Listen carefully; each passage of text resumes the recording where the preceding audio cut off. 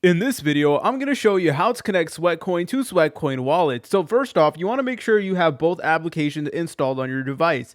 And also you want to make sure that you're on a region where Sweatcoin wallet is actually allowed.